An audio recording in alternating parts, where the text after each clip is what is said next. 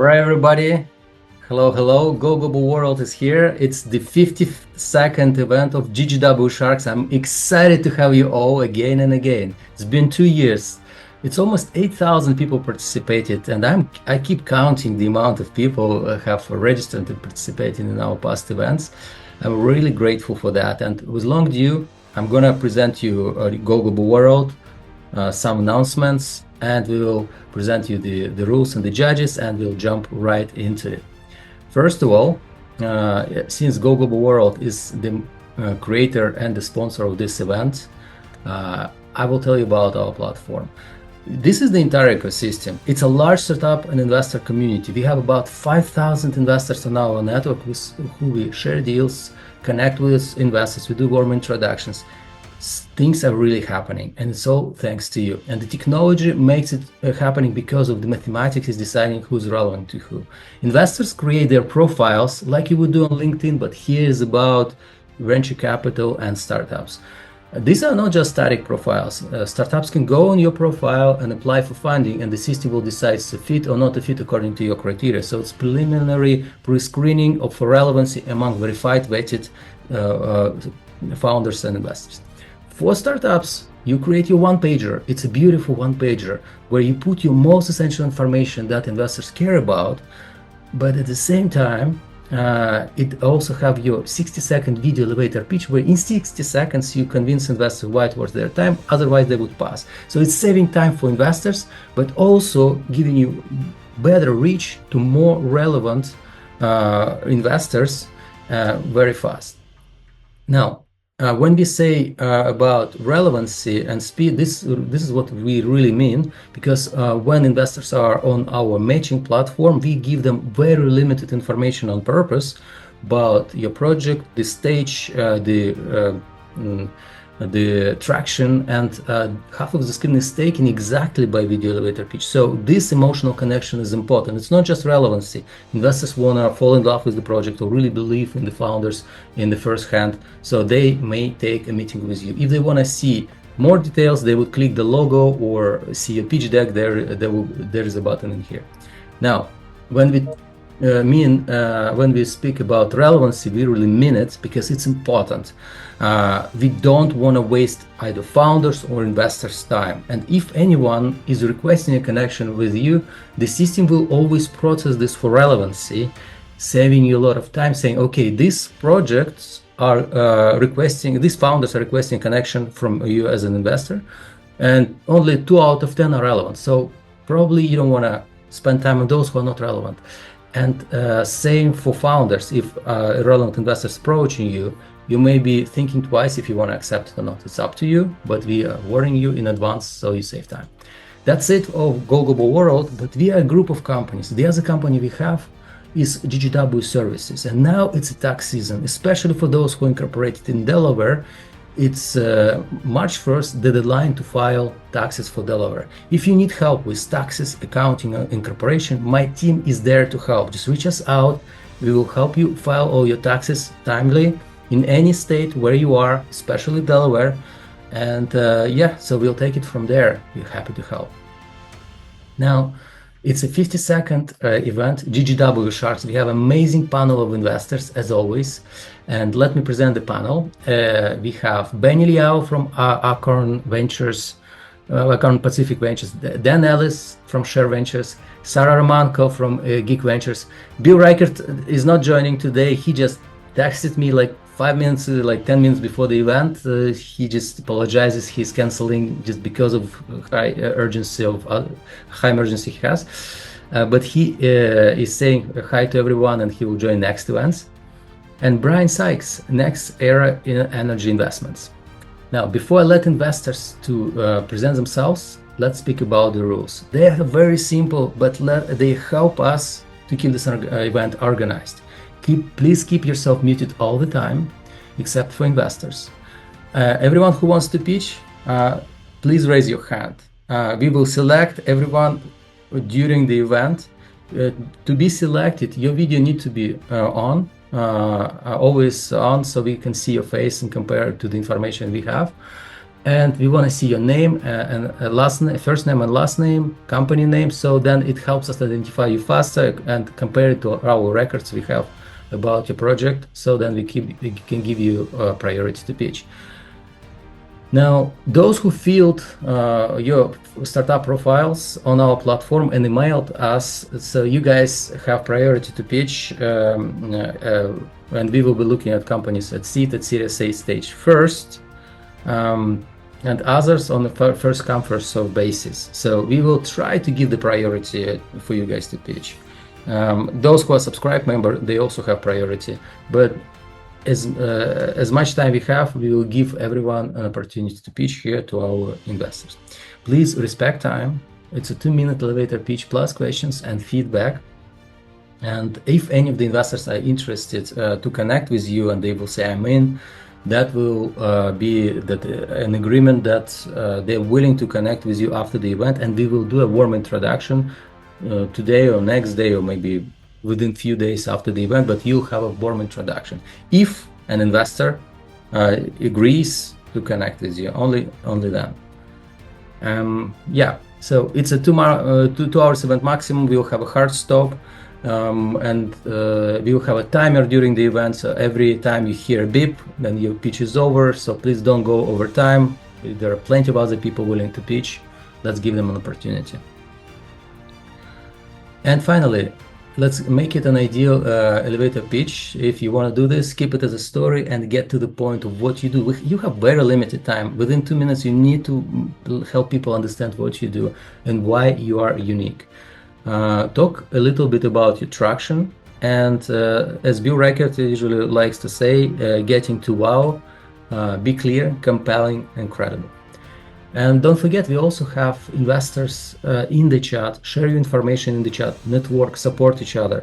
And if you see someone is selling something here to you in the chat, please let us know. We will ask these people to leave because we are not selling here anything.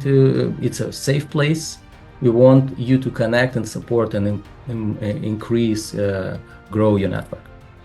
And finally, let's make some noise. Take a screenshot or during the event of us, of yourself pitching, share it on social media, tag Go Global World, and make some noise across your network. We really appreciate that. We don't like to pay Google and Facebook for advertising. We want this event to be free, and your support really helps us achieve that. That's all on my end. Now we have our panel of investors joining today. Let's start with Benny. Benny, tell us a few words about yourself, the fund. Super excited. Sure. Thanks, Daniel. Glad to be here. Daniel has been a very long time friend of mine. I've been here online, both online and offline GGW events several times. Every time I met great founders, great friends, great investors. So a little bit about Acorn and especially my thesis. So Acorn, we based in San Mateo, California. We focus on seed round and Series A round, particularly. We write check starting from 500,000 up to 5 million as a first check.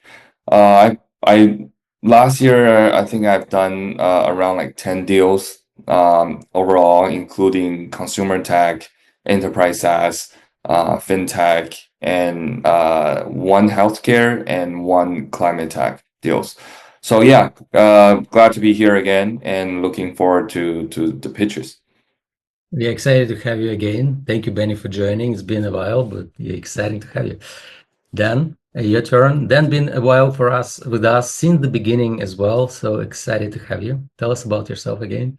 Everyone knows. Yeah, yeah, thank you. Danil, great to be back here. Hi, everyone. Dan Ellis from Austin, Texas. I'm an exited founder. I have about 10 years experience as an angel investor and a startup advisor. I'm currently representing the investing interests of a family office called Sher Ventures, which is actively investing, and we're typically doing checks around 100K in size. We're basically sector agnostic. We're really just looking for amazing founders that are working on interesting products with signs of early traction and growth. And excited to hear the pitches today. Exciting to have you. Let's get some more deals for you. Super excited about your past investments in our previous pitch, during our previous pitch events. So great to have you.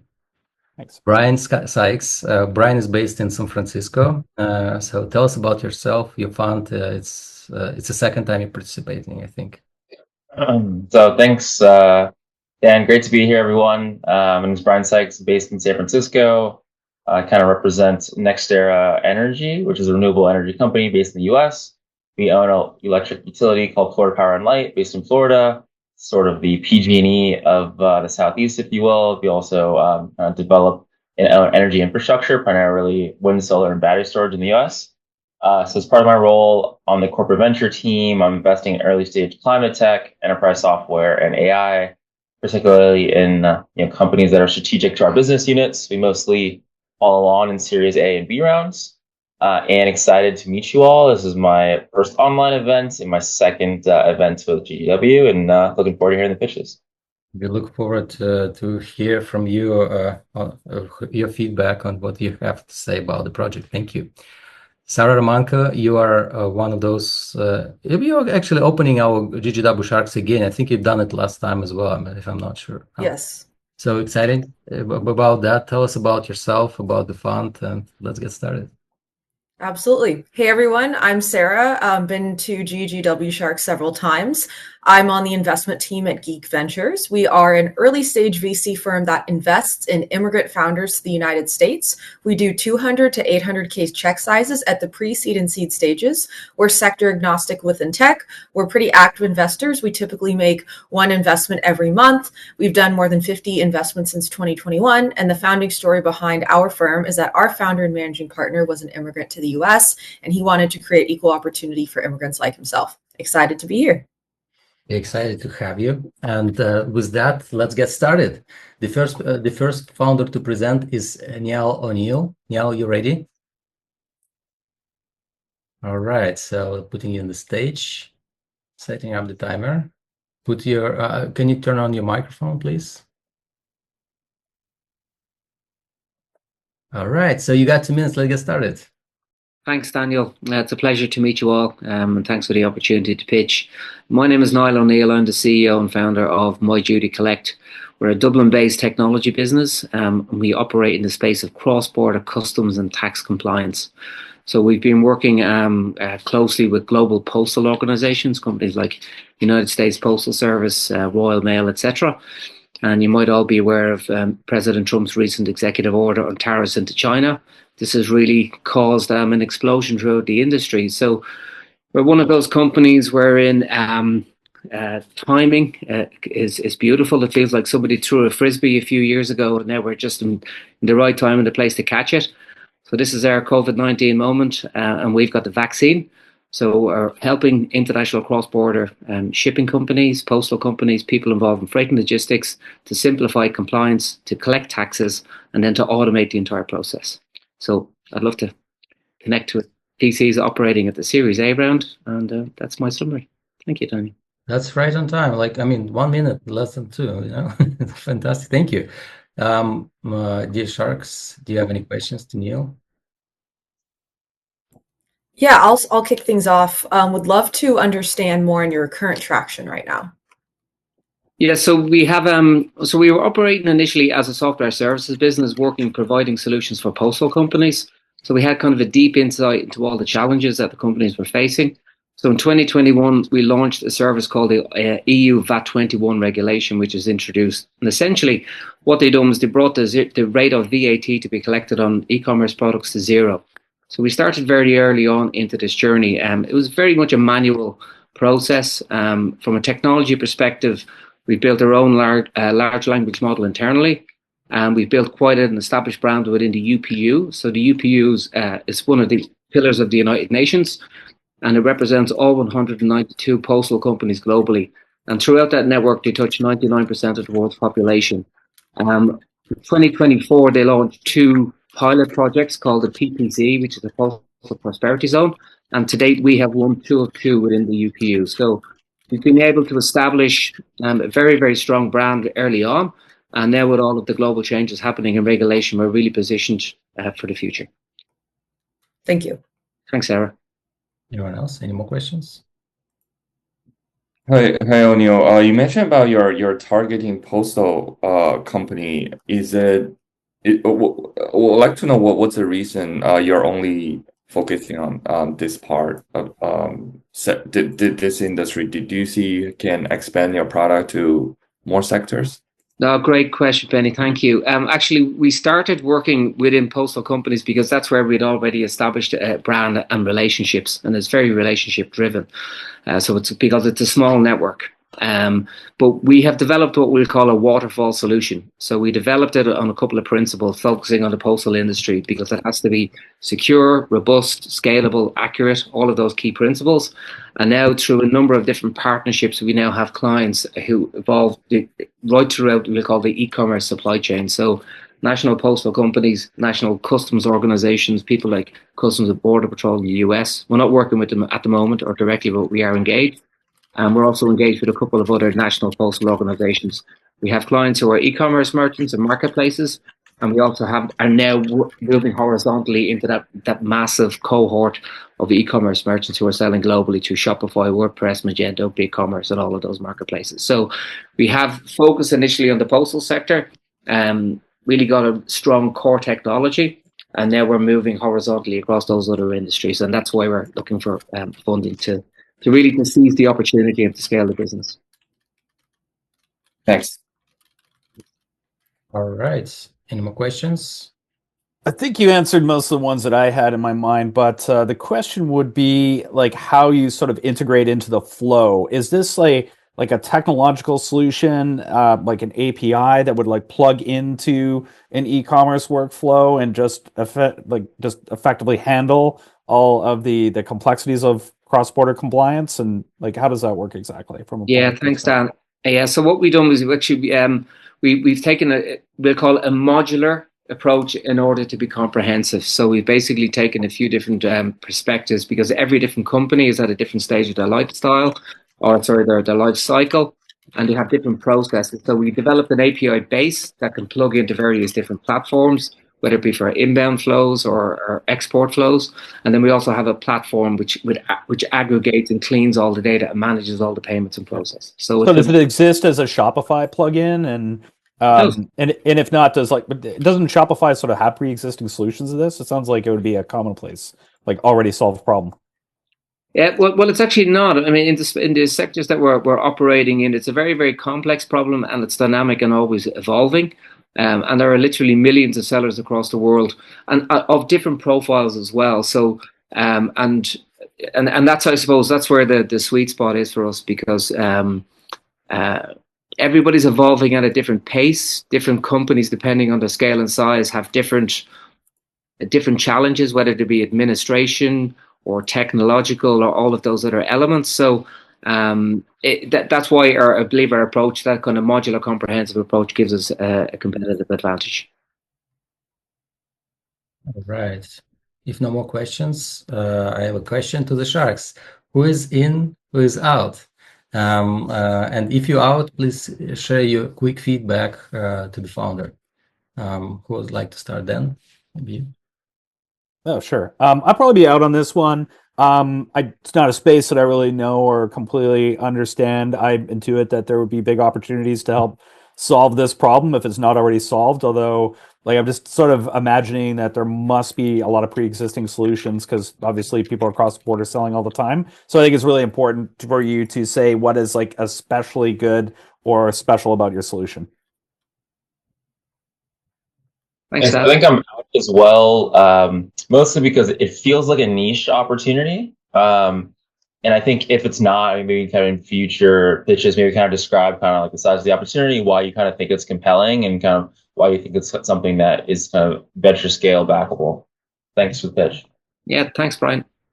I'll be out as well for reasons both the other Sharks have mentioned, as well as the fact that we're focused specifically on the US market and companies that are based in the US. All right. Thank you, Sarah. We have one Shark left. Let's see what Benny have to say.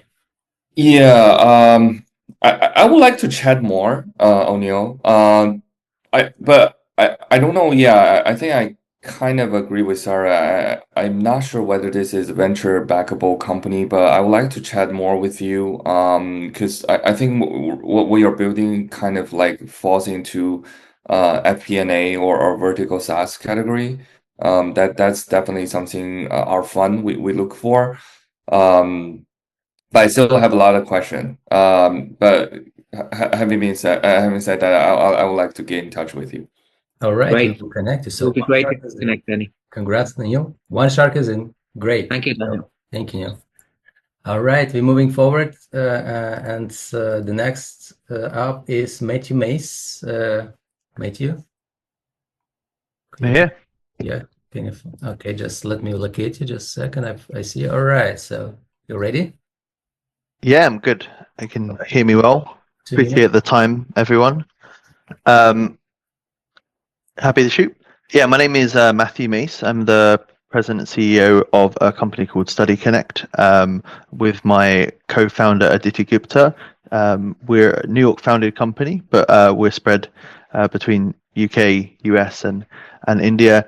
I'm a second-time founder. Aditi is a third-time founder. We've previously raised bootstrap companies as well as raised significant amounts of venture capital for healthcare and tech companies. Study Connect is essentially a network platform to connect physicians and medical companies to accelerate the pace of clinical studies. I'm a researcher for the last 16 years, and this is a problem that plagues a lot of startups, but it also plagues large med tech companies and pharma companies. About $1 million is wasted in cash per day from delays of clinical studies, generally born out of not connecting to the right individuals. I've built a network of physicians as well as medical companies over the number of years in consulting businesses, and now we're at the pre-seed stage to bring a platform-based technology to help grow and really tap into a market need. We are about 3 months out from having a beta testing, and it will be primarily launched into the US, where I will also be moving to the US permanently to launch that business. There are some competitors in this space, but they ultimately focus on single verticals, whether that's patient recruitment or it's payments or it's contracting. What we aim to be is a vertical solution that will be able to network and act as a marketplace between the different stakeholders that you need in clinical studies. At this moment, obviously looking for early pre-seed investment, but also just want to interact with VCs to see what we can build. Thanks. Thank you. Exciting. Yeah, Sharks, any questions to me? Sorry, you muted. Thank you.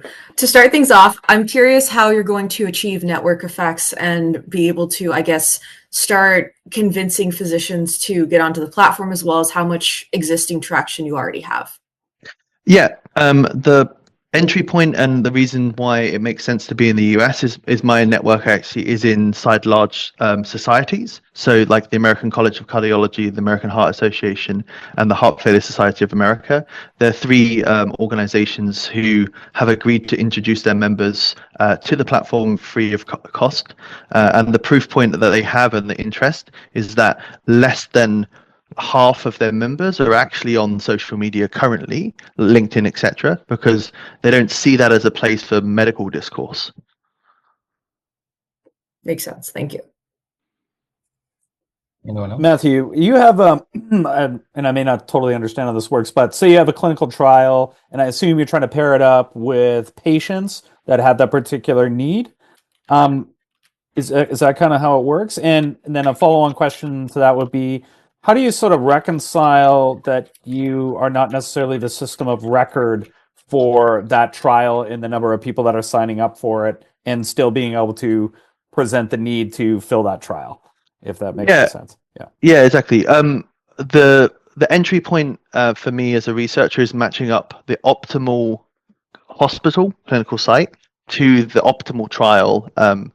Just a point today, an average pharma trial will recruit 70 hospitals. 20 of them will never recruit patients just because there was a mismatch in their capabilities. So we're sort of tackling that solution. There's a lot of existing data sets already out there, demographic information, who the physicians are, etc. And then there's also lots of existing data sets of the trials, as well as, you know, our go-to-market strategy is to advertise to potentially startups and then eventually large pharma to say, we have this pool of networks that we've already tapped into with our traction, and we can introduce you a match and find more optimal suits. So it's about building data is much more about what we're going to do over time, as well as accumulating existing data sets that are a bit fragmented. Okay. Any more questions? How much are you looking to raise, and what are you looking to use the capital for? We're looking to raise, we said $400,000 US, and that would basically fit the course of the whole year's expenditure. We have to be SOC 2 compliant, we have to be HIPAA compliant, GDPR compliant in the platform that we have when we eventually launch. We've actually have commitments from angel investors of about $125,000 US, with some of that already flown in. Half of that goes into building up the tech stack that we have, again making sure that we have all of the different modules that we have, and we're about halfway through the building of that beta module with cost of about 60,000 to date. So we have a bit of cash left in the bank of that. But yeah, that's our sort of general target. Fairly lean team that we want to keep around it. Maybe we have time for a last question, if any. I wanted to understand more on your tech strategy, like what's the tech behind the platform? The tech strategy is essentially, so I bought a CTO. So I'm actually a non-technical founder. I bought in a CTO, but generally the tech strategy is to build a custom platform that is all hosted inside Azure, with some basic, MongoDB databases, a bit of APIs based into it. So we're going to leverage as many AI tools and technologies to be able to, convert, really simple scenario of converting someone's CV into a universally defined CV, or taking existing data and actually, I'm asking this question, but I actually want to have this question, understanding data in a different way. So most of it is going to be around that. Sorry if it's not as deep as you would want from a tech founder, but. Thank you. Thank you. So with that said, dear Sharks, anyone interested to connect with me to who's in, who's out? Let me go first. I'm out. I think this sector is too technical for me. Yeah, I'm out. Okay, one is out. So what about the rest of the three? I'm going to be out as. Oh, sorry. Go ahead, Brian. I was going to say, out of our wheelhouse. I don't invest in this space, but like the idea, so keep it up. Thank you. The Sharks are out. Okay. I've seen like many startups in this space, but it seems like none break out, and I don't know exactly why. It's not a space that I know really well. I'm just assuming or intuiting that drug and pharma companies have their own systems or approach, or that this is more relationship driven than what can be provided through a technical experience. And I think like just if all you're doing is sort of creating a marketplace, that might not be enough to sort of push it over the edge for adoption. I'd encourage you to kind of think deeply about a technical moat that may be able to distinguish you just from whatever approach is being currently used right now. Okay, and Sarah? Yeah, I'm going to be out as well. I think more wanting to see more of the technical moat, and also I've seen a lot of like companies trying to do something similar. Yeah, appreciate it. Perfect. That's great feedback. Thanks for the time. Your feedback. Thank you so much for presenting. Please share your GGW profile information in the chat. We have more investors in there, and keep supporting other founders here. Thank you so much. Thanks for the time, guys. Thank you. The next up is Antonio Forenza. Antonio, ready? I am ready. Hi, everyone. You I'm got 2 Antonio minutes. Forenza. Go for it. I'm Antonio Forenza, founder and CEO of Aware. Aware is a aura for your own emotional well-being. A few years ago, I had trouble managing my stress. I was anxious, irritable, and overweight. And the worst part is that I wasn't aware of it until I started seeing chunk of my hair falling. I was getting sick all the time. So I decided to do something about it. I got myself an Apple Watch to get immediate feedback on my exercise and calorie burn. And I ended up losing 40 pounds in 12 months. Now, my mental wellness journey was a lot bumpier than that. Tried different interventions, but the key problem is that I could not track my progress. And so that's what I asked myself, what if you could lose 40 pounds of stress? And that's how the idea of Aware came about. Aware is the scale of your emotional well-being. Now, like me, 3 out of 4 people in this call experience sustained stress every day to the point that it's affecting your physical and emotional well-being. Mental wellness alone is a $500 billion market. And it's also one of the 3 major pillars of longevity. Now, while there is a lot of wearables that help you track your exercise, sleep, and nutrition, there is nothing today for your emotional well-being. And that's what we're building with Aware. Aware is a smart ear cuff that measures your brainwaves through advanced EEG technology and machine learning, tracks your emotions, and gives you personalized, actionable tips to enhance your well-being every day. I have over 20 years of experience building hardware and software products, leading technical teams in startups and large corporations. We have a really strong teams of neuroscientists, engineers, and growth people. We have initial customer traction and MOU with Stanford for medical applications, 4 clinical and research pilots, patent pendings on the technology. And we are raising a pre-seed round of 700K. Funding today is 280K. We also have a lead investor and 2 more checks coming up. Thank you. Thank you. Any questions to Antonio? Yeah, what's your current traction like in development in the product? Development of the product. So we have a live MVP. We have also pre-orders. So this is actually streaming. This is a different form factor that streaming from my glasses, which is another source of revenue. We're working with some big companies to do IP licensing for glasses. So we have an MVP and pre-orders on the wearable. Okay, thank you. You? Hey, Antonio. How do you see your long-term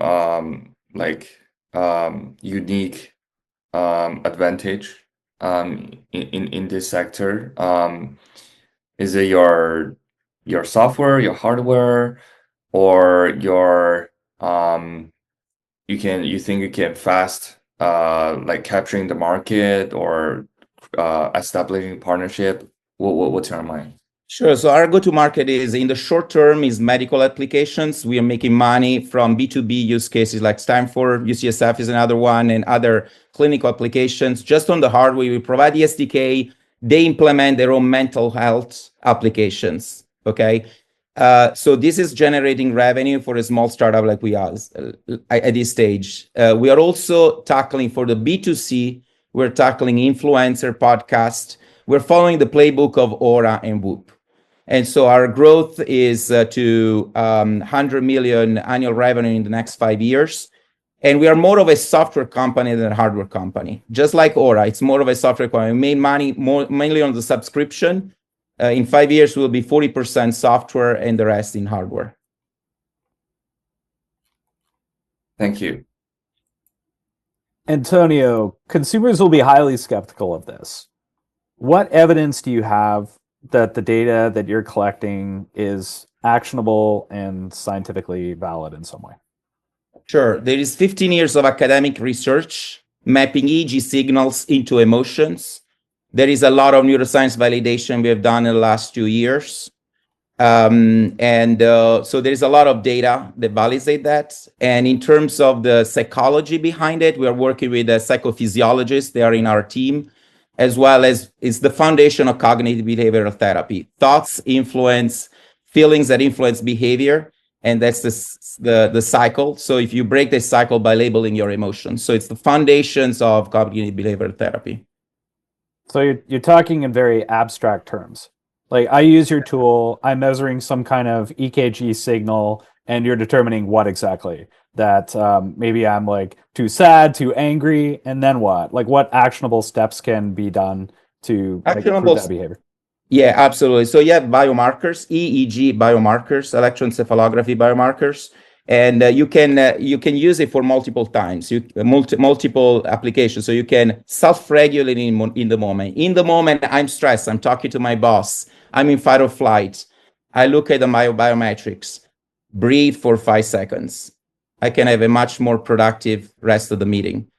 I can identify patterns in my life. There is a journaling tab that correlates my daily activity, the people I meet, with my emotions.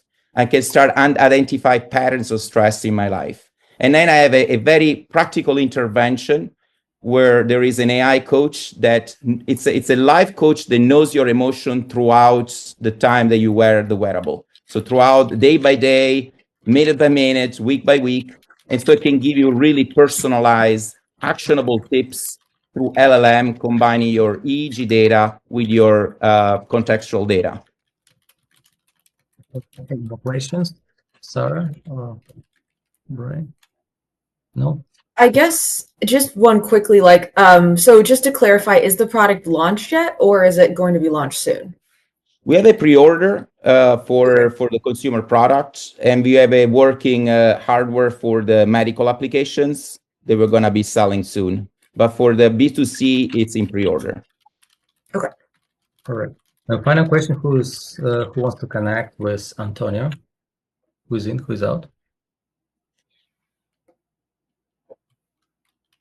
If you are guys out, Shay. I'll have to be out. I like that there's academic research supporting the product. My challenge is that there are a lot of products that are trying to do something similar that do have that academic research. So I think just understanding the differentiation is what I would want to see more of. All right, Sarah's out. So we have 3 more sharks here. What about Dan? I think I'm going to be out. I don't totally understand the vision for the product. Like I can understand things being used for health or for weight loss, but like emotion, the point of like measuring it and like what the destination is not totally clear to me.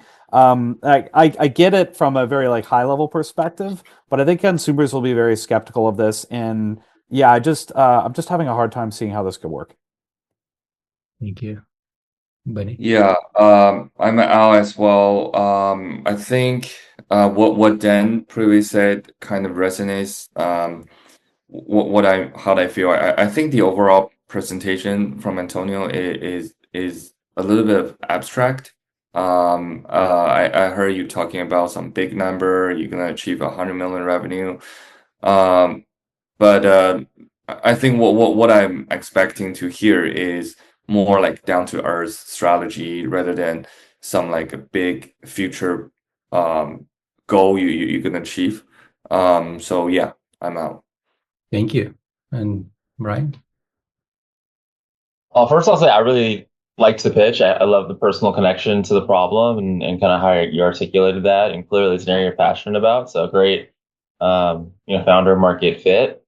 I think I'm out just because wearables is a really, really tough space. I think even now we view Aura and Apple Watch as successful, but there's a big kind of bumpy roads for a lot of those companies. I know they're kind of hot now, but it's a tough road. It requires a lot of capital and a lot of patience. And I think I just worry a little bit that there's not a clear enough value prop that's kind of big enough for everyone. But maybe if this could be something that's like a little more niche, maybe prescribed by mental health professionals or psychiatrists, I could definitely see that as a potential distribution mechanism, but not something that I think is likely going to be like mass market, kind of widely adopted by consumers. But love the pitch and appreciate the time. Thank you, everyone. Antonio, this is your feedback. Please share your information in the chat. Good luck with your project and support others here during the session. Thank you. Thank you very much. The next person to present is Sterling Houghton. Sterling, you ready? Hello, Sterling. Please turn your microphone on. Can you hear us? Hello, Sterling. We can see you and hear you. We don't hear you. Every aspect of it. Just 1 second. Sterling, can you hear us? Sterling. Okay. Hey, sorry. All right. Yeah, I was about to change. Yeah, it's I'm So you Sterling got Hooten. minutes? Yeah, Yeah, please. sure. Sterling Hooten, EcoBio. Previously, I had a robotic startup where we built force sensing actuators and sold them to companies like Boeing. But I thought the capability to manipulate living matter was this like new power we were unlocking. And I wanted to contribute to that. So I went back to school, studied mathematics and biochemistry at Columbia, and then spent a year doing interviews trying to find out where that constraint was. And what I learned was that what's holding us back is that the infrastructure that we have in biotech is fundamentally incapable of getting us to this next stage in the biochemical age. And that's because we've imported it from either the petrochemical industry or the brewing industry, or we just took a manual process and then automated it. And what we're doing at EcoBio is a moonshot, which is that we've designed from the ground up a new approach to that type of infrastructure. So rather than making factories that look like breweries that take 2 to 3 years to build and cost between $200 and $400 million, we take that whole factory and we condense it into a board built using standard electronics fabrication tech, and then you can scale those out and make kind of arbitrarily large factories for that. The tricky part is getting the fluids into the electronics in a biocompatible way. There may be 20 people on the planet who can do that. I had to fly to another country in order to develop it.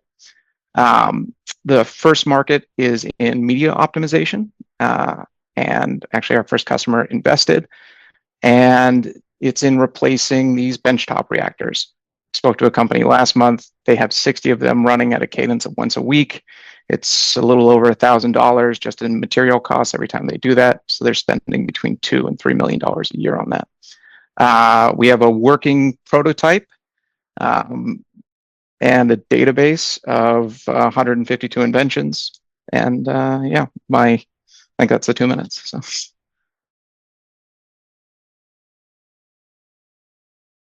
Sorry.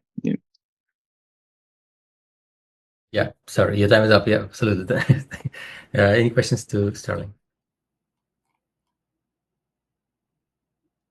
Who wants to start? I guess I'm not sure if I fully understand like what you're building. So it's for like manufacturers. Like I guess can you clarify? Sure. So like if you wanted to make a personalized medicine like CAR T therapy, a large reactor doesn't really make sense because your treatment is different than my treatment. Anything past like 100 mils of that is kind of useless. So having the ability to actually just make a small quantity in this kind of high mix, low volume application is one. Another one is second customer is doing the separations of surfactant, which is like a soap that is excreted from an organism. Or if you want to do things like organ on a chip, which is where you're trying to extract information. The broad markets breakdown is either are you interested in generating data about something, or are you interested in actually producing some sort of compound or biomolecule from it? Okay, thank you. Thank you. Any other questions, if any? All right. Who is interested to connect with Sterling? Who's in, who's out? Anyone interested? Okay. I'm going to be yeah. after. Sorry, sir. Go ahead. Yeah, it's not really a space that we really know a lot about or understand, and we typically don't do like biotech. Okay. For essentially the same reasons as Sarah, I will be out, but good luck, Sterling. Yeah, I'm out too. Sorry, I don't fully understand the product.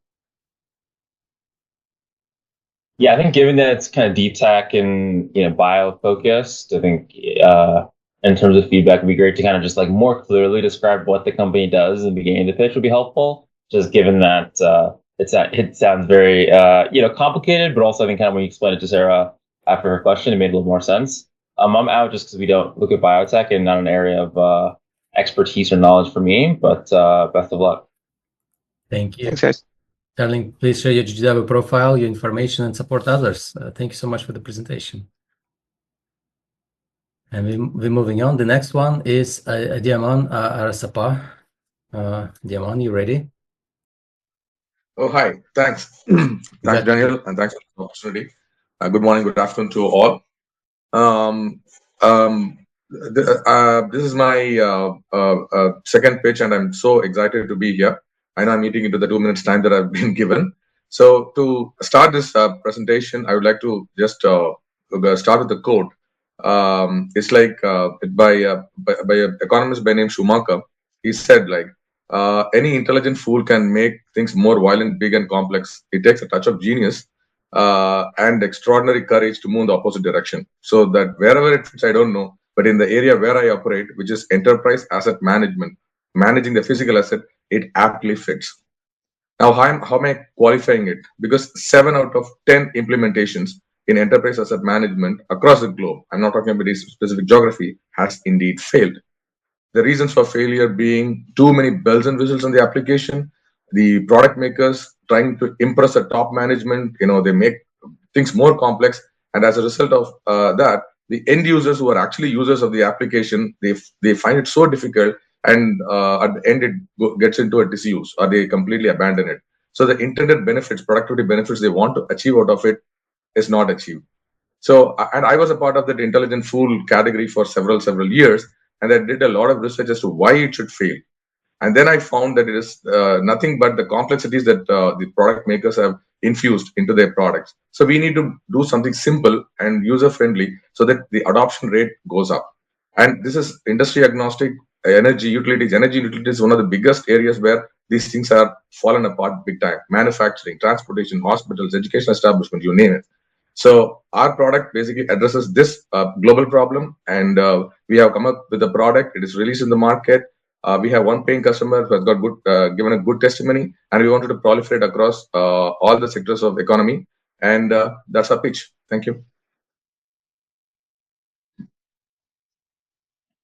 Thank you. Can you just clearly explain what the company does and kind of why you think it's an interesting opportunity? What we do is an application or a software, enterprise asset management software, which will either complement or replace the current EAM application in any organization that is not giving the result, a system of record to start with.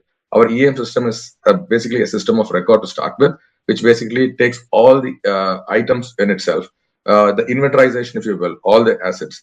And then adding to that will be the inspections and maintenance and the spares and the cost and whatnot has to be streamlined using this application. This gives the management an overview of how well the assets are maintained and monitored to avoid incidences like explosion, leakage, fire incidents, and so on and so forth. So this product basically ties in all these activities. So this is a software product that achieves this. I think Brian was asking what exactly the problem you're solving and why this problem. Adoption of enterprise asset management by the end users, the maintenance engineers and inspection engineers in any facility, utilities or manufacturing or any organization. I see. Yeah. Any other questions from investors? Okay, I guess no questions. Anyone interested to connect with Adiaman? I see. All right, Adiaman, thank you so much for the presentation. Just for quick recommendation, you spent like at least 30 seconds on just general information. Please practice your pitch in terms of that. You have something interesting going on with your company, and we would like to really understand that. So please share your GGW profile in the chat and support others. And looking forward to hear from you again. Absolutely. Thanks a lot. Thanks a lot. Thank you so much. Thanks. Next up is Federico. Federico, you got 2 minutes. You may start now. Hi. Yeah, good afternoon at all. My name is Federico and I'm the founder of Contra. With Contra, we are bringing the revolution to the connected racket sports.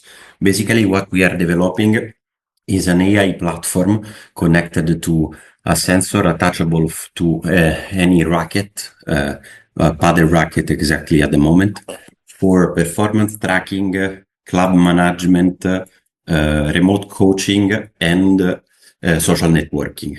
Basically, our platform provides four major features that allow the player not only to see the performance data, but only to create a globally recognized ranking system.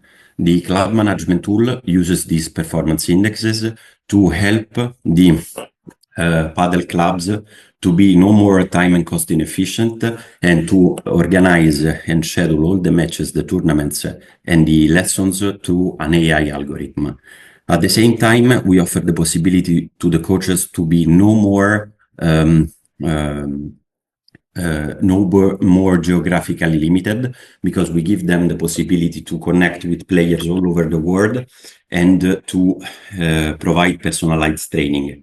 At the same time, our social networking feature provide all the users of the platform to get in contact between each other, and to also other businesses into the market to provide their product and insight and marketize their product on the basis of the needs of the players arising from the performance data.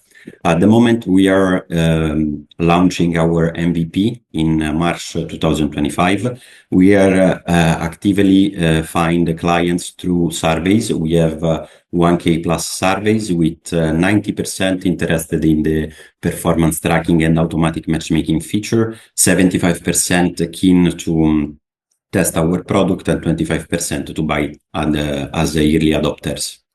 Thank you. Time's up. Any questions from investors? Is this clear? The project is clear, or something you want to clarify? This is a kind of a solved problem. There's tennis sensors out there that already exist. How are you going to be different and differentiate yourself? Tennis and paddle are very different sports. Our paddle is a very social sport with 80% of players which are amateurs. At the moment, there is a very field problem about the ranking system and the matchmaking, as the current instrument doesn't provide any kind of analysis. So as our surveys confirmed, that we will provide a service that will differentiate us, and we have also other sports, not properly tennis. The second one is pickleball in our radar. Yeah, so this is a substantial amount of work to get there. How far along are you? How is it ready for prime time? Do you have it released? Yes, so we will go through the MVP beta testing in March 2025. In June 2025, we launch the complete two features with the performance tracking and the club management tool with the automatic matchmaking. In October 2025, we are looking to launch the full platform. As target markets for the moment, we are addressing Italy, UK, the GCC, Germany, France, and in Sweden, because they are markets that are developing the paddle sector themselves. So we will enter in a grow phase of the market. How many people globally play paddle, and I guess why do you think that existing sensors for tennis, other racket sports, couldn't just be used for paddle? Because at the moment the rackets and the paddle, the rackets in paddle and tennis are quite different. So basically, instead of having quartz, the paddle rackets are made of carbon. So the sensors need, even if they are used in tennis, can need quite a substantial amount of time to be adopted. At the same time, as I said before, tennis is a very different market, as it's less social than paddle, and the platform will allow to connect the entire ecosystem and to socialize in it. Okay, if no more questions, do you guys, any of you would like to connect with Federico? I'm going to be out because it's hardware. not really an area that we invest in, and I just kind of intuit that you're really up against some juggernauts here. So very difficult area to make a venture backable company. I'm going to be out as well, kind of for the same reasons. We typically don't. We do hardware, but it's harder for us to do hardware, and then we'd have to have a lot of conviction around it. Okay. If Yeah, not, I'm also out, but I love tennis, so I was definitely interested. But yeah, I think it's just going to be hard to get the economics to work, and I think I'm a little bit unclear about the distribution model and kind of the value of social networking when it feels like there are a lot of already existing kind of social leagues and networks, etc. okay. Thank you. Ben, you out? I'm out as well. We don't typically look into sports entertainment. Federico, please share your GGW profile, support others, and thank you for participating. Thank you so much. Thank you. Next up is Lilang Zhang. Lilang, you ready? Yep. All right, great. Hi everyone, I'm Leland, CEO and founder of Specimens. So my background and we're co-founder background is that we were in smart city. So we did a lot of smart lighting, water pipelines, bridges, critical infrastructure projects. We found that the hardware was doing great, but what makes it smart, the value, is in the data. And the platforms were so large that it was really difficult for city managers to use. In fact, some just ended up not using it at all. And so when LLM technology came out, we saw this as a big opportunity. And so pretty much what we enable them to do now is you can now query through all your data through natural language. It pulls the data out for you, and then it does analysis on that. So a quick example, let's say an entire street is dark. And then the traditional process would be the government would need to contact their supplier. There's a lag there, and then the supplier would need to get all their engineers on board, then to try to troubleshoot the issue, and then finally find the issue, get the solution, get back. And that takes a couple of days. And so we go from a couple of days to a couple of minutes is our value proposition. That's just the analysis portion. We do like report generation, things like that as well. In terms of traction, we have 150K in revenue. We have 3 paying customers, 12 partnerships right now. And we're also expanding into other industries, adjacent industries such as telco, utilities, specifically. I also, in terms of moats, our differentiator, we are the only ones that are able to do this on the market that do not rely on a third-party large language model. So we have our own model deployed on-premise on a single GPU, so very cheap to run, and guarantees absolute data security. Yeah, that's all. Thank you. Thank you. Right on time. Any questions from the Sharks? Leland, thanks Yeah. for the... Oh, go ahead, sir. No, go ahead, Dan. You're good. Go ahead. Leland, thanks for the presentation. With respect to like so much of this data is like real time in nature, I assume. How do you kind of reconcile the need for the LLM to process that information in a meaningful way? Like how do you sort of like go about scraping that and resolving this kind of real time issue? Yeah, so that's also one of our technical modes is that we do full system integration. It's automatic as well, so it's a one-time integration with the client databases. A lot of times, one of our big values is there's like lots of data silos, and we can actually like put them all together, and the user can ask questions across all of those. It's updated. Obviously, their own databases are updated real time, and so our model always has permanent access to that. Seems like a very complex data integration issue to make it work. Can you talk really quick about what a typical implementation would look like? And maybe if you could just use that with respect to your current paying customer. Sure. So initially, the integration process would be about like a couple of weeks, just to get from the client side what the database looks like, and then for us to integrate. But we're actually building out the process to make that faster. It's been cut down to like a week and a half, and we see this being completely like automatic, just a couple of days of training process, but it can be all done on the client side, and that should be complete in like 2-3 months. So then by then the entire process is completely automatic. I'm wondering about the cost. I'm just curious, like not only for you, just like in terms of like the compute costs, but also just for customers, and then how that kind of compares to competitors. Sure. So in terms of cost, we use a we use a very creative solution with very small model. So it's deployable on a single consumer grade GPU. So really, the clients, if they buy like hardware, that can be last for life, and it's very cheap compared to the actual pricing of our product. It's like a very small scale of it. So that's in terms of pricing. In terms of competitors, the only competitor, so we've done very deep research. No one has been able to reach very high accuracy. The ones that have been able to reach comparable accuracy with us, they all depend on like OpenAI, for example. So they would be reliant on a upcharge of like OpenAI pricing as along with other like data hosting and their solution pricing. So thank you. Are there any potential use cases with like utilities, or is it all kind of the main customers being kind of cities themselves? yeah, so we have a lot of like that's where we start because our product was just released last December. So we're getting into that scaling phase, into getting into like utilities, telco, hospital systems, etc. And so this is really applicable across even like financial industries as well. It's just that that's where our expertise is inside of the operation side. And so in terms of utilities, yeah, we have a partner right now that we already in smart city with, but they're like, yeah, there's a couple of utility like smart grid, like energy grid projects that that are coming up, and we're trying to go and capture the opportunity.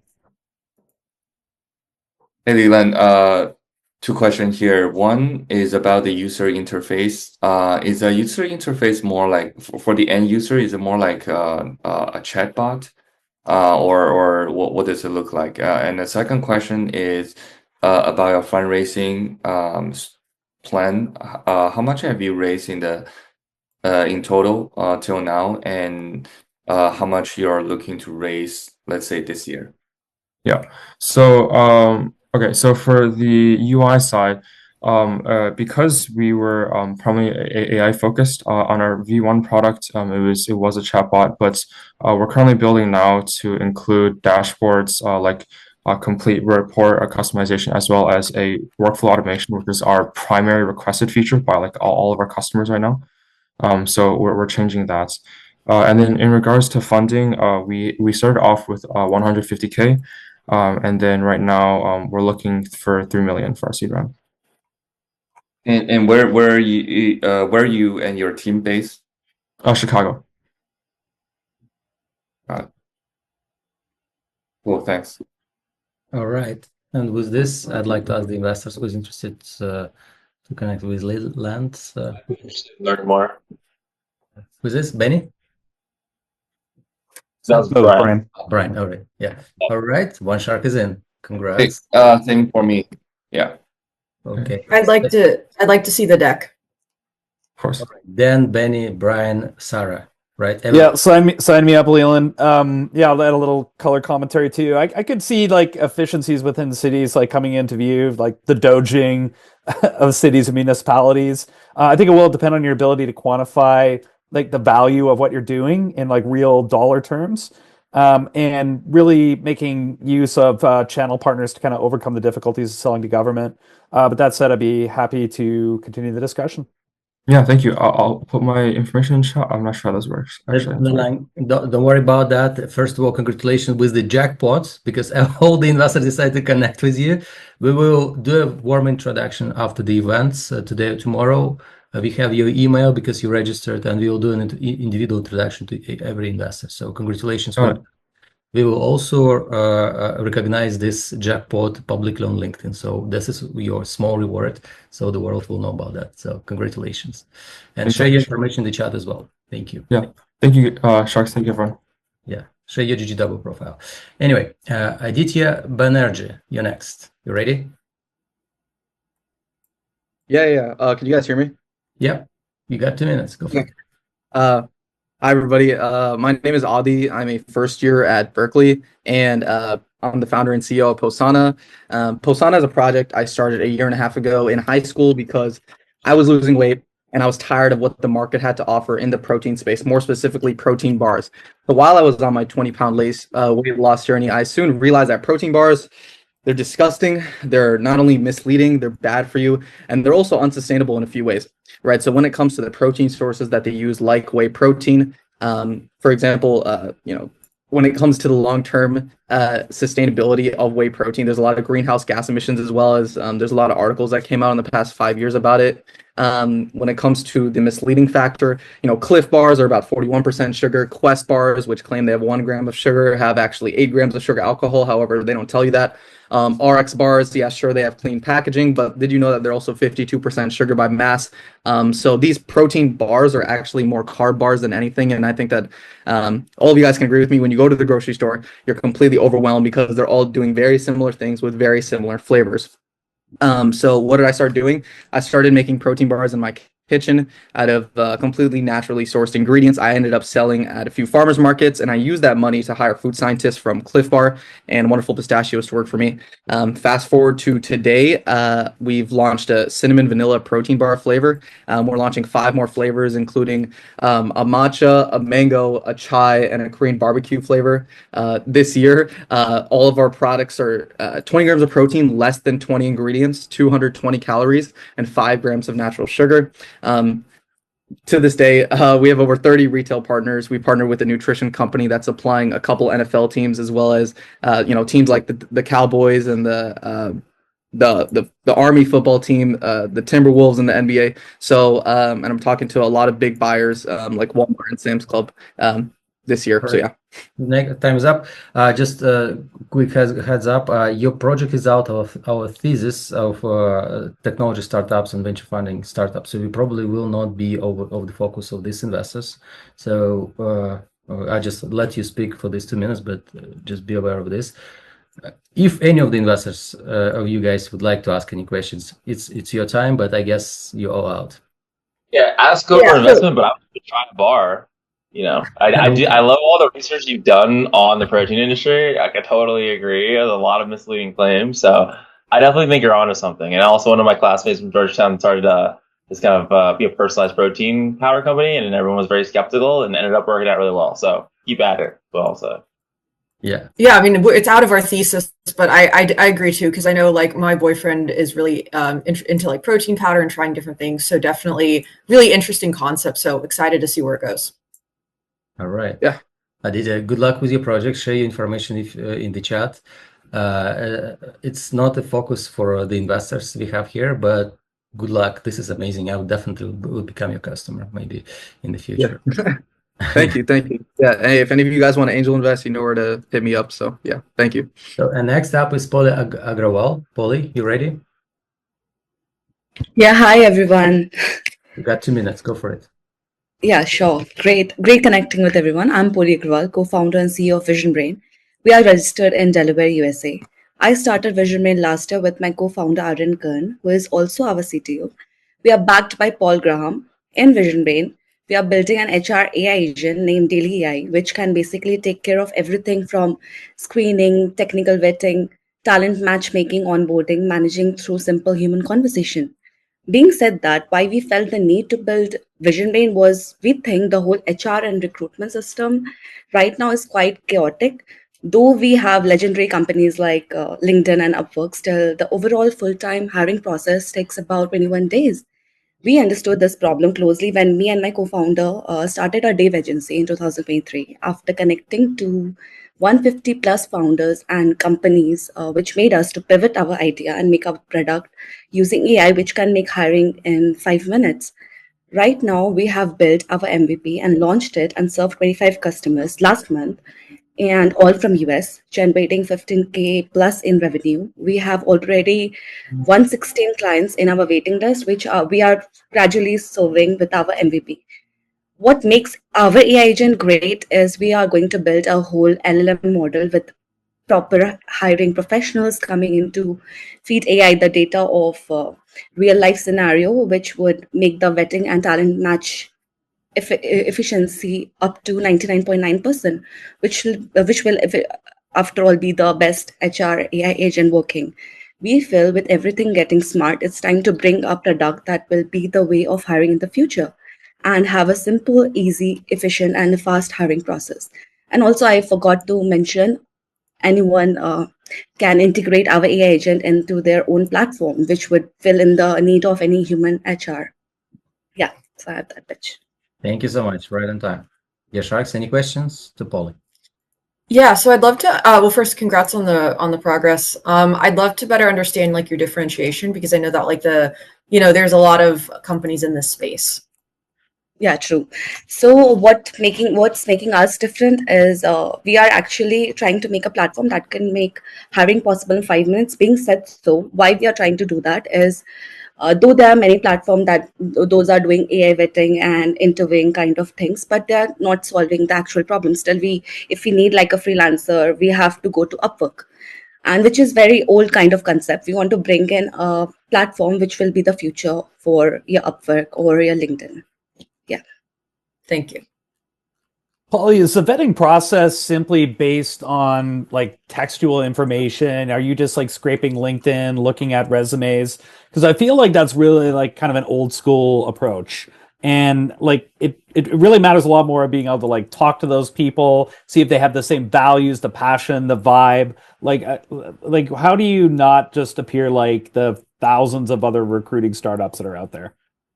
So, because I have a domain expertise, I would like to say so, because when we were doing the Dave NGC, we were connecting to the founders directly.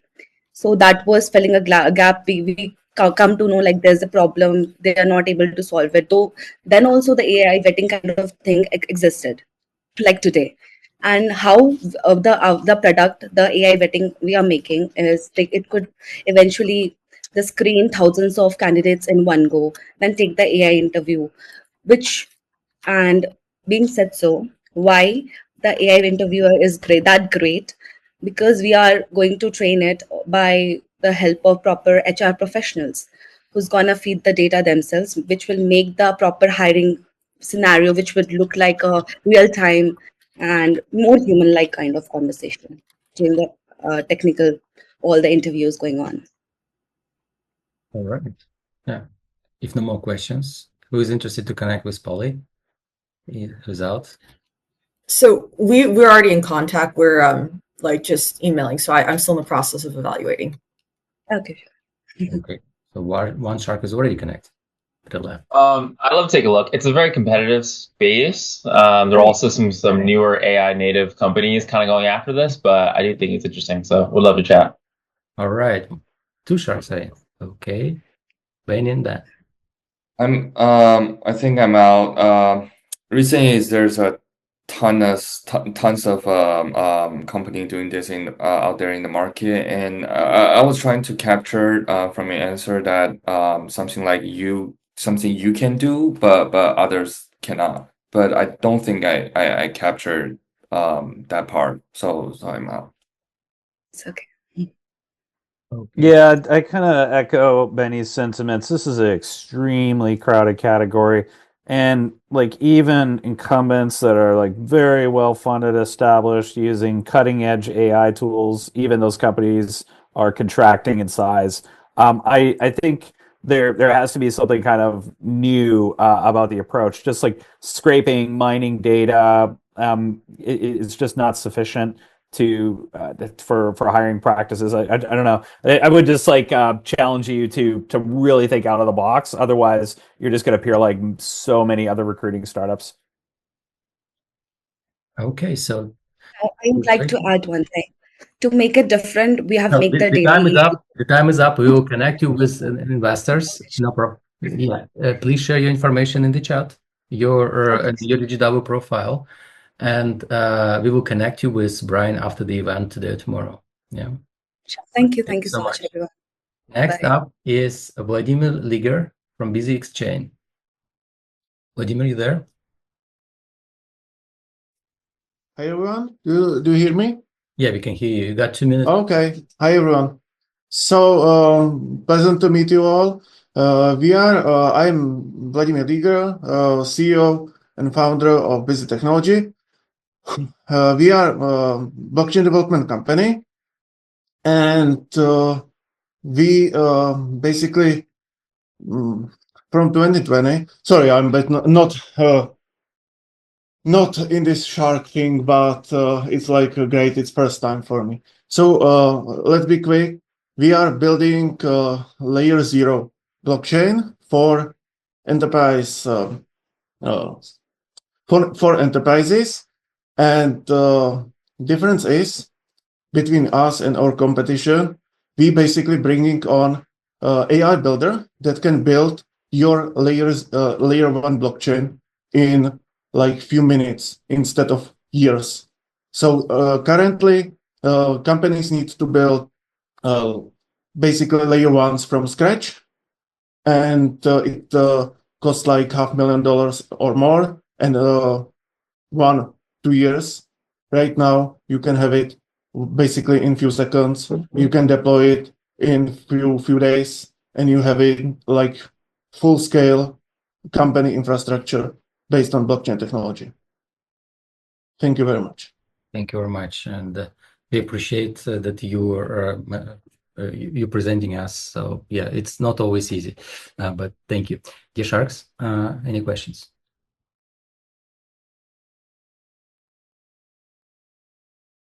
No interest. Your ideal target customers you're going after. Yeah, that's how this idea for basically AI tool that helps founders or companies to build blockchain was basically developed. It's like we already have few conversation. There was like few companies that in the past tell us we want to build on you, but we need to tell them like, okay, you need to build, basically code your own blockchain, and then you can develop on our layer 0. Now we having like basically AI agent that with few data, few questions, basically build your own blockchain from basically let's go with from our database for your custom purposes. So supply chain, healthcare, fintech, everything can be done in few clicks. Thank you. We probably have time for one last question. Okay. Anyone interested to connect with Vladimir? All right. This won't be a fit for us. Also, geography. No problem, sir. Thank you. Thank you. All right, Vladimir, thank you so much for presenting and pushing yourself, your boundaries. Yeah, thank you very much. Share your GGW profile and support others. And okay. So be part of the community. Good luck, everyone. Thank you. Thank you. Thank you, Dan. Next up is Sunil from Ravipati. Sunil Ravipati. You ready? Yes. You got 2 minutes. Go for it. Thank you, Daniel. Good morning, good afternoon, Sharks. My name is Sunil Ravipati. I'm CEO, co-founder for Yota Secure. Can you speak louder? We barely hear you. Sorry, can you hear me now? No, same. Just louder. Go for it. Okay. How about now? Can you hear me now? I mean, same volume. Just continue your pitch, please. Yeah. Sorry about that. My name is Sunil Ravipati. I'm a founder and CEO of Yota Secure Inc. We launched out of Department of Homeland Security early last year, and we have a handful of customers. We do cybersecurity using specifically vulnerability management using AI Copilot, and we also do compliance, SOC 2, HIPAA. I faced this problem when I was at the health insurance company Anthem. I was leading the app security, cybersecurity, and we were using tools like Prisma Cloud and other tools. And we saw that they rank the vulnerabilities based on a static score rather than real time. So that's where we differentiate using a real time approach. And we also have a patent through MIT licensing their platform on artificial neural network, which is basically creating a risk model, generating vulnerability report. And we also patch the images for cloud native environments, because one of the biggest challenge customers face is there are so many vulnerabilities, but then it requires a lot of human effort to patch all these images for software application network. And we see that specifically in healthcare and fintech and federal agencies, a lot of them face these kind of challenges with existing tools. And that's where we differentiate. And our team has experts. We are looking for seed round funding because we are self-funded with our customer revenue so far. Thank you very much. Thank you. Sharks, any questions? What's your differentiation? So we have a AI copilot based approach, essentially, which is more real time and specifically tailored based on the context of the application, rather than just throwing out n number of vulnerabilities. We basically look at the whole context of the application and the infrastructure, and we make sure these vulnerabilities are the vulnerabilities which the CISO teams need to go after. And also we automate the whole SOC 2 compliance process as well, which is fully manual so far. And we create our own risk profile using the patented technology. So we create a risk model which is much more accurate rather than the traditional CVSS score, because we get data from various federal databases as well as different databases from the commercial sector to enrich the model. Thank you, Sunil. Maybe we have time for one more question. Yeah. If a company were to use this platform, what product in the cyber suite are you replacing or kind of competing against? And then is this a standalone platform, or is this like a data feed that kind of plugs into an existing platform they're using internally to monitor, vulnerabilities and threats? Thank you, Brian. So the platform we are replacing is essentially Qualys, Rapid7, Tenable, and we do both on-prem, like a standalone product, as well as we integrate with the existing customers' tool portfolio. So we do both depending on the customer's requirement. That's where we see this challenge has come out of the federal agency itself, because this is what the Department of Homeland Security saw in their environments. And this is something we actively got from the DHS to solve this problem. Okay, thank you. The final question to the Sharks: who is interested to connect with Sunil Azzarini, or do you have feedback? I'm going to take a pass and kind of just like comment about your pitch. It's I don't know, like cybersecurity companies do really well, and it's definitely in very high demand.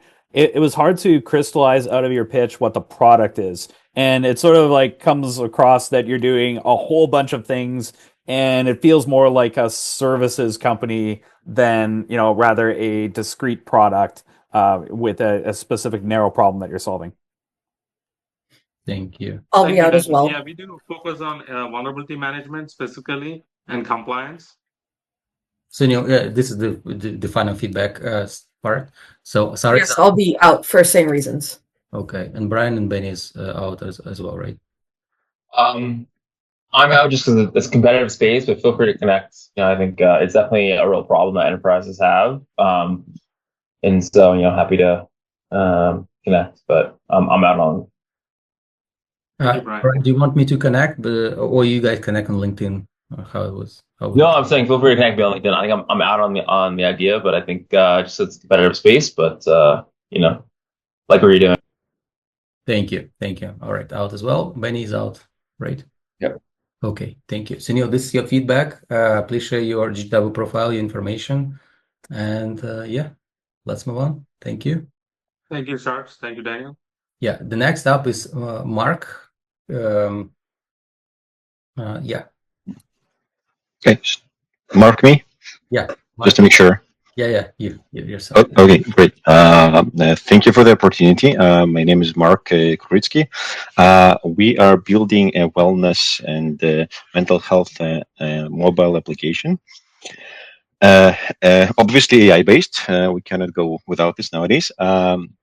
So my co-founder is a journalist, and he's been in the space for quite a while, and he's written a book that can be seen as a self-help book.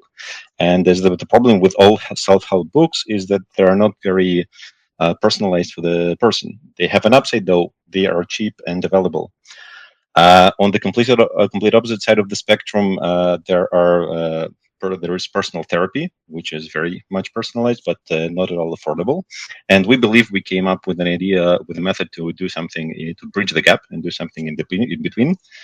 So we've built an application that is somewhat of a micro journaling application. This way, the application knows what is bothering the person nowadays. And on the other side, we have this library of short texts that are very condensed and targeted to specific problems people tend to have usually. And we started with a recommendation engine that was connecting the two sides, the problems with the texts and the advice. And obviously, when the LLMs came about, we converted that to a chat mode. So now we have this application that is kind of micro journaling, and it knows what your problems are. It can connect to the library, and it talks to you, and it became kind of a diary that can talk back to you.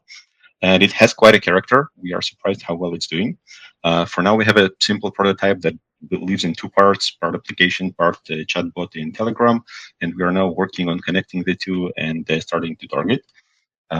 No traction yet. We've just launched the chatbot as a paid service 2 weeks ago. I've got one client so far. That's about it. Right, right on time. Thank you. Sharks, any questions to Mark? How will you get users, Mark? This is an extremely crowded category. Apps is crowded. Mental health apps are extremely crowded. What's your go-to-market strategy?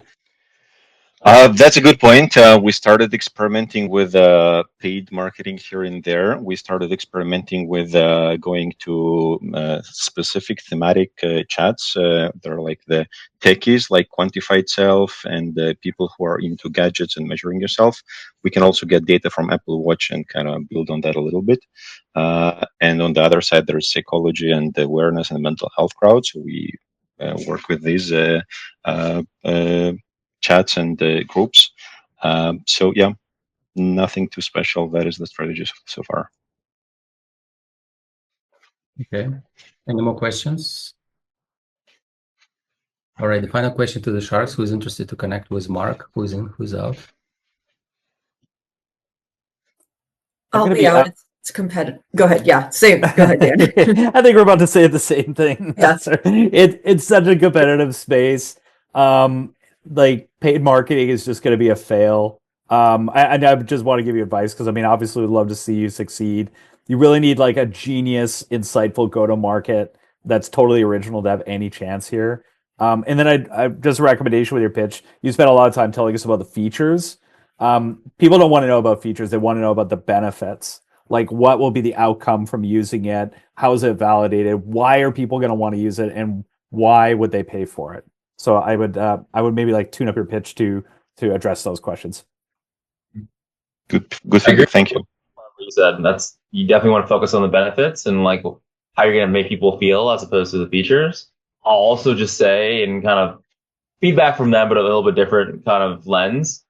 Consumer mobile apps are just like extremely low barriers to entry. Like anyone can create a mobile app these days, especially with AI. It's like, lots of people think about kind of mental health challenges and kind of want to start companies in this space. And so just think about, it's just like very easy to kind of start a mobile app kind of in this world. So really think about differentiation and kind of like what specifically you're going to bring to the table. All right. Thank you. Thank you. Please share your GGW profile here in the chat and support others. Stay with us till the end. And next up is Ray Lee. Just let me double check. Yeah, Ray Lee. Ray, are you ready? Yeah. Let me find you. Just a second. Oh, I found you. Perfect. You got 2 minutes. You may start now. All right. Hello, panel of judges. I am Ray, co-founder and CEO of Vectro. We are building AI agents to automate back office operations for more than 2 million trucking companies in the US. We automate operations like sales, dispatch, customer support, and billing.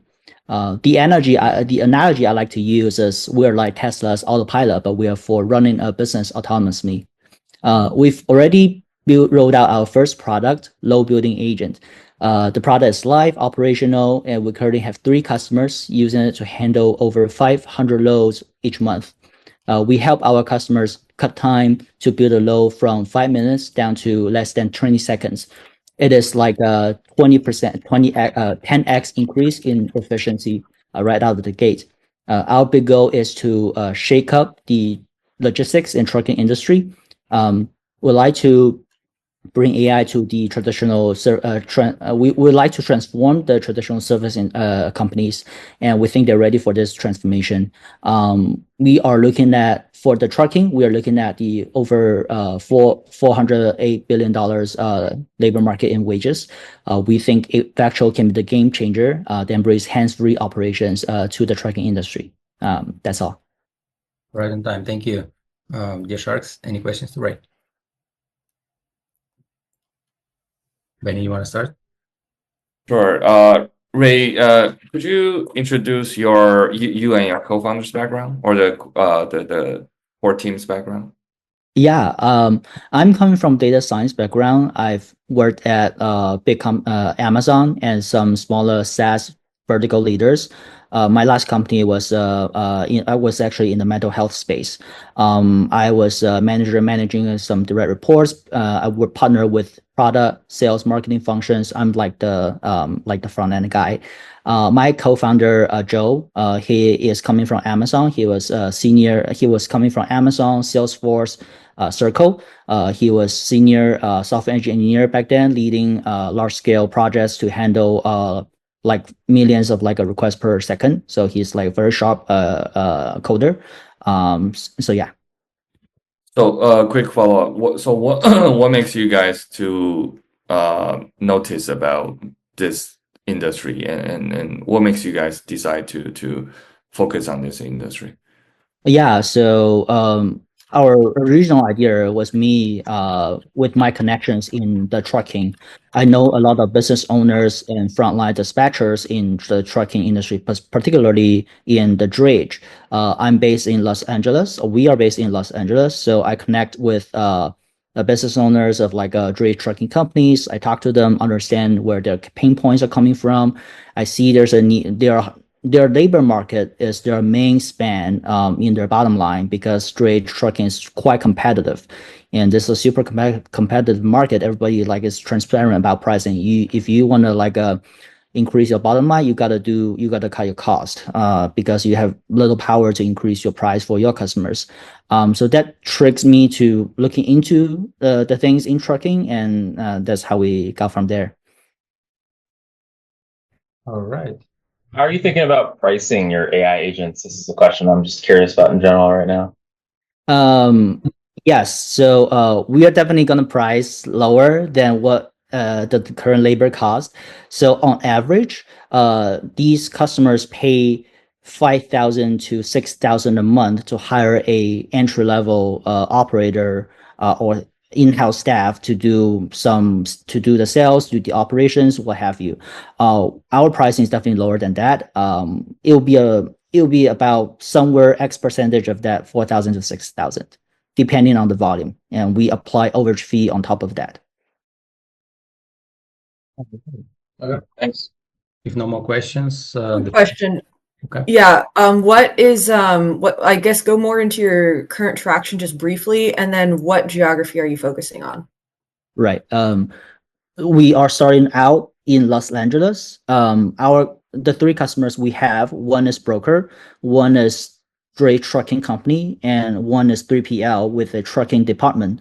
All of these 3 are located in Los Angeles, in the LA area, but we do want to expand nationwide. Our customers are the trucking companies across the states. So as a next step, we're likely to look into companies near the New York, New Jersey ports, as well as the Texas, Houston ports, because we specialize in drayage, but there's no there's no way, there's like hindering us to go into the broader line haul trucking business. The core, the underlying like business knowledge is the same, and one could say that the dray is actually the more complex use case than the line haul trucking business. So we are confident that we can to move into the broader trucking geography. And the final question to the Sharks: who's interested to connect with Ray? Who's in? Who's out? I'd like to take a look at the deck. Awesome. One Shark is in. Anyone? Same here. Benny is in as well. All right, 2 Sharks are in. I was skeptical initially, but you had really good answers to some questions. I would definitely like to take a look at the deck. And 3 Sharks are in, and 1 left. What about Brian? As much as I would love to complete the Infinity Stones here, I think I'm out just because we don't have a fleet of trucks, or kind of it's not kind of in our purview. But good pitch. Love your guys' background. Seem like you have knowledge of the space, so I think you guys do well. It's almost a jackpot, so well done, Ray. So share your GGW profile here in the chat and support others. Thank you so much for your pitch. Thank you, Joseph. Thank you, Daniel. Thank you. Next up is Glenn Feder. Glenn, you ready? Okay, so unmute yourself, and you got 2 minutes. My name is Glenn Feder. I'm the founder and CEO of Formaggio. Formaggio is the world's first smart home cheesemaker.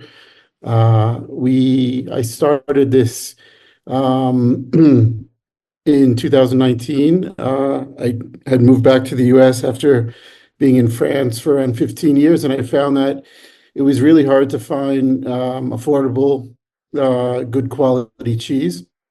It was either very expensive European imports or very kind of processed cheese. So we started a Kickstarter. We raised around $500,000 in Kickstarter, and then the pandemic hit. Fast forward, we made it to market around 8 months ago, and we've just been trying to keep up with demand. Formaggio can make almost any type of cheese, and we also have a mobile app where users around the world can customize their cheeses and share them with each other. So we just opened up a new round. We're raising $2 million, and we've raised around $700,000 total so far. Okay. Dear Sharks, any questions? You say you raised $500,000 on Kickstarter? Yeah, it's the largest raise in the cheese category, or chistery, on Kickstarter. So yeah, $500,000 in 40 days, and then another couple $100,000 in kind of seed and love money. That's awesome. Good for you, and congrats on making it to market. Thank you. It was a long road because we couldn't just copy something else. We have 2 patents issued already. They're not pending, they're issued, and we have trademarks. So it's first to market, so it was tough to it took many years of development before we could actually get to the market, and now we're just trying to keep up with the demand, essentially. So Glenn, I can buy one of these right now online? Yes. Okay. How much they retail for? 600. Actually, we just changed the price, so it's $740 for the stainless steel version and $785 for the copper version.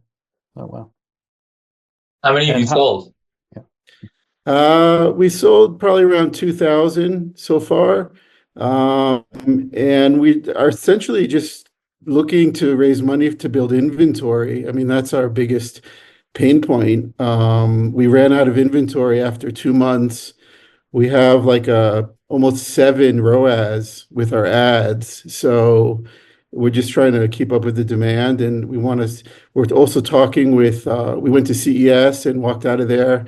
We have talks with some really big kitchen appliance companies. I can't really say the names, but they're huge. Yeah, for licensing deals. What's your unit margin on each unit you're selling?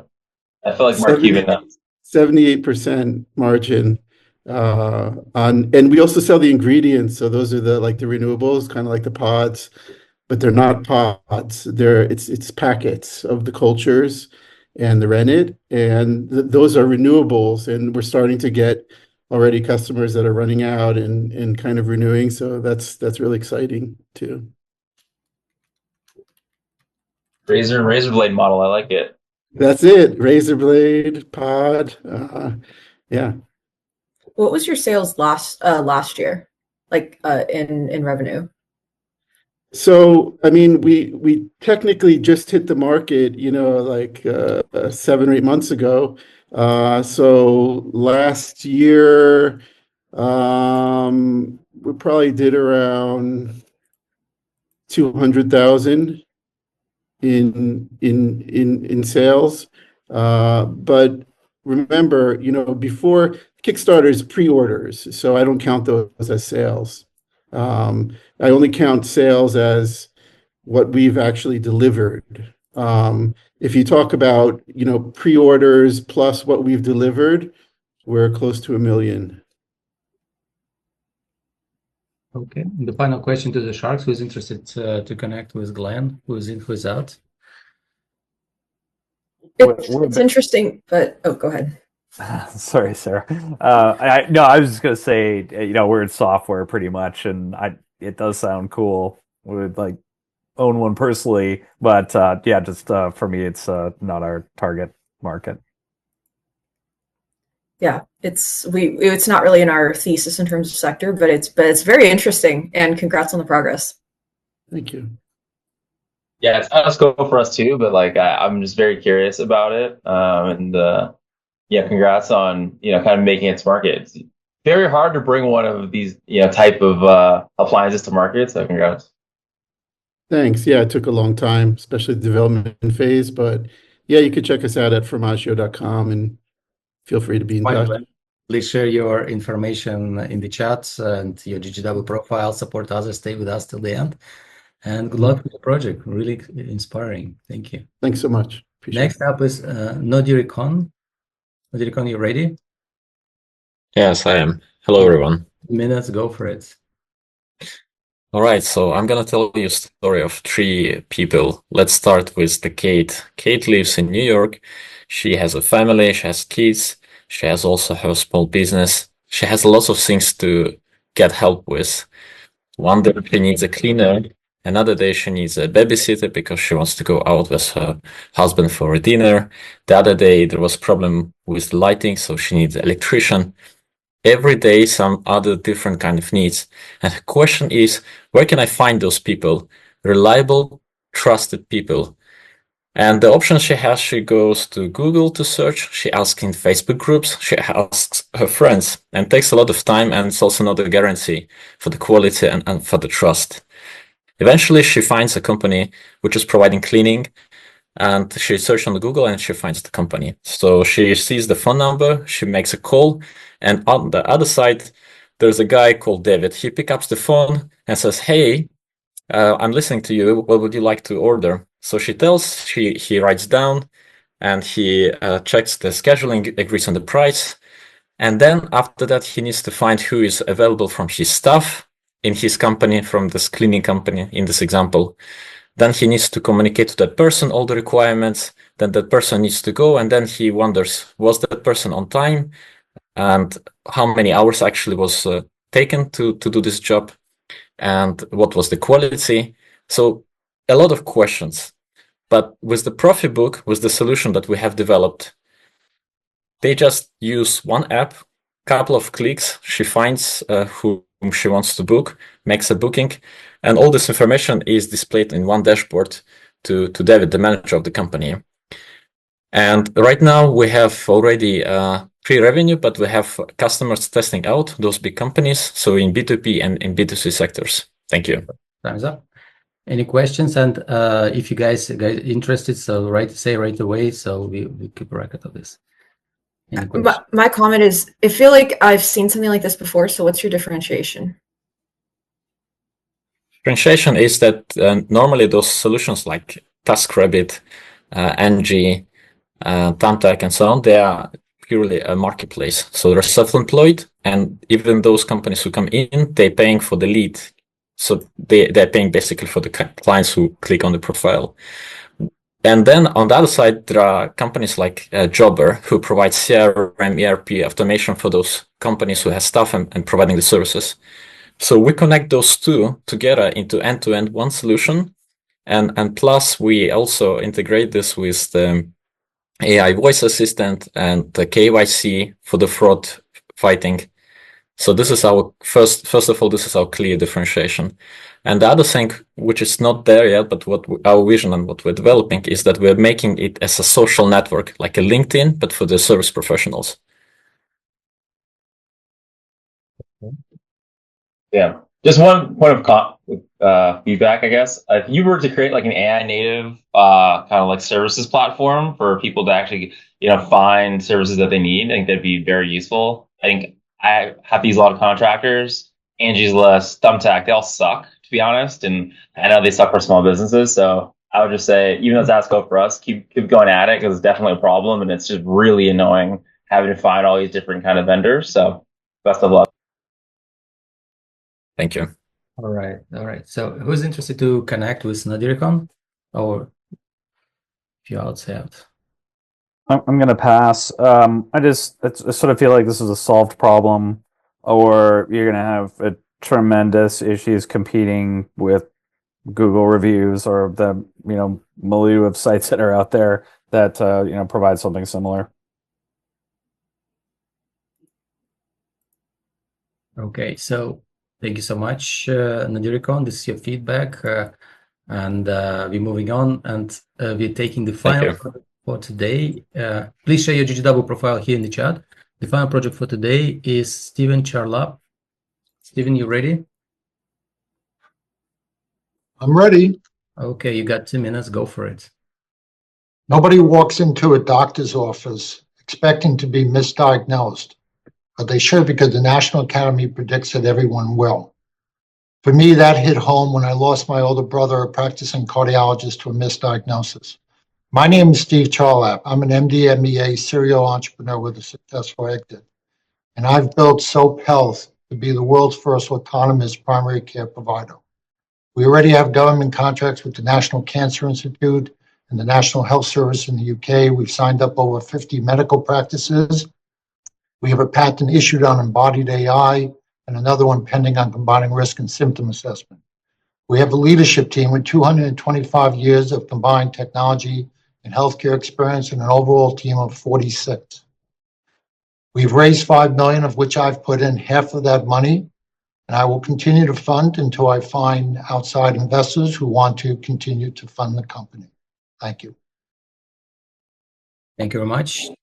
Dear Sharks, any questions? Yeah, obvious question, but how does this work? An autonomous, primary care physician? You're obviously a doctor yourself, so tell me. I walk in to your office and see a robot. It's purely digital. Kind of explain a little more, kind of like the business model and the customer experience.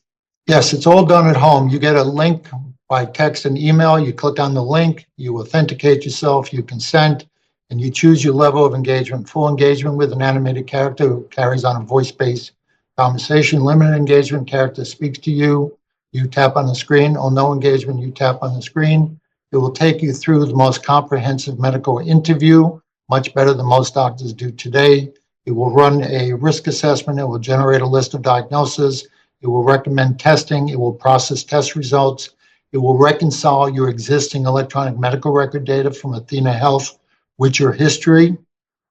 It will then present you to the doctor where you will click, the doctor will do a physical exam. It will create a note for the chart based on the exam and process the exam and regenerate the differential diagnosis. And then it will recommend either referral to a specialist, further testing, or specific treatment. It then creates what's called a SOAP note, a subjective objective assessment plan, and it pushes it into an electronic medical record. Right now, that's Athena Health. Thank you so much. Dear Sharks, because time is about to, so the event is ending. So your final question, who is interested to connect with Steven? Who is in, who is out? Anyone interested? Okay. Yeah, I'll pass. I'll go for me, but thank you. Yeah, pass for me as well. I feel like there's some pretty incredibly funded competitors in this space, and I know we didn't have time to like dive into the product and how you've trained it exactly, but in the era of like ChatGPT, Claude, like these are incredibly well trained models. It'll be very hard to compete with. We don't compete with them, we use them.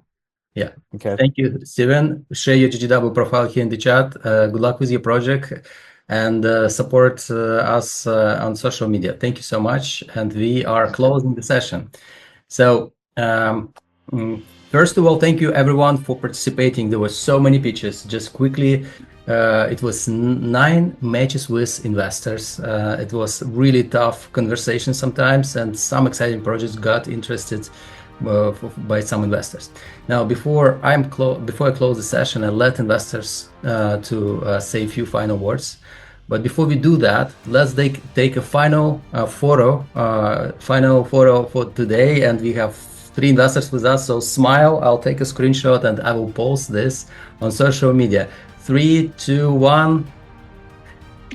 All right, this is gonna be on all over the world. So yeah, thank you. So let's go this time the other way around, and maybe we start with Brian and Sarah and Dan. So Brian, please share what you have on your heart and mind based on what you heard from the startups. Maybe you have some feedback or anything you want to share. A lot of great business ideas that I heard today. I do think, given the short amount of time people have, as you kind of indicated, how you structure your pitch is really important. So I would definitely suggest for people to watch other pitches that are successful, to practice the pitch themselves, and also thinking about, it sounds obvious, but just like very clearly explaining what your company does and why it's different from other existing options in the market. I think that's half the battle with just taking those 2 things. But I did really appreciate it that people answered questions well, and I think that's also a skill to learn with investors. So great job, and appreciate the invite today, and looking forward to participating again. We look forward to have you again. Thank you for your feedback and your continuous support for our startups today. Really appreciate that. Sarah, what do you have on your heart and mind? Well, thank you all for the great pitches today, as well as for those that, were kind of new to pitching, congrats on taking that step. I think that's really important to recognize, because sometimes it's hard to get started. So that's so important. I think, my feedback to the founders is to approach everything with a learning mindset, in the sense that, just think about the feedback that was given, the questions that all of the investors were asking, and how you can learn from that. And then I think in terms of just general improvements, I think kind of echoing some points said earlier, is focusing on being more specific on actually explaining what you're building, because it is so short, and also there's so many pitches. Not only should the pitch be memorable, but it should also be easy to understand. And so there's very few questions from us, because we want to spend the time asking questions more on kind of like the traction of the company, more on like more specific questions, instead of asking like what the company is and what it's building. Thank you so much, Sarah. We look forward to having you again. Appreciate the feedback and your continued support here and everywhere else. Thank you. Dan, Ellis, you're closing our global session again. It's not the first time. Please share your wisdom, whatever you have in your heart and mind. Yeah, well, first of all, thanks again for having me, Daniil. It's been fun, and thank you to all entrepreneurs who pitched. Really appreciate hearing about your startups. I think maybe just kind of close it out with some pitch feedback. Just you got to bear in mind, I think it's like a quick pitch format, in that often the best way to convey your idea is through an example. So when you describe the problem, try to weave an example into what you're talking about, and just kind of briefly walk us through, with clarity, what your solution is and how it would work in the real world. You just have a very brief time to differentiate yourself, and try to keep your answers to questions as brief as you can. And a good way to do that is to really game it out with one of your co-founders or your friends. And maybe the kind of last thing I want to say is just, this is like a place where venture people, we invest in venture scale businesses. It means that we really have to have a clear understanding of the hyper growth potential for your startup. So, if you're going to be here, make sure that your startup can fit that model. But otherwise, it's been great today, and good luck to all the entrepreneurs out there. Thank you. It's been great to have you as well. Thank you so much for the feedback and for being with us for so long. What you did say was very important, especially for these markets that like investors might not know about. They could be huge markets, but you have to tell us why they're huge markets and explain what the relevant pain points and dynamics are. Otherwise, we're going to have no idea. Love that.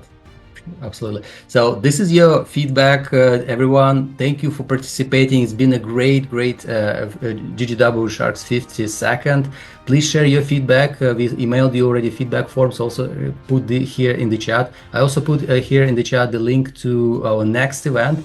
We have 2 events per month. One is Pitch Bootcamp, where we give feedback to entrepreneurs. We invite 2 experts, so you can pitch your slides and get detailed feedback. And here, GGW Sharks, where you meet real investors and get an opportunity to actually have their time to potentially raise capital from them.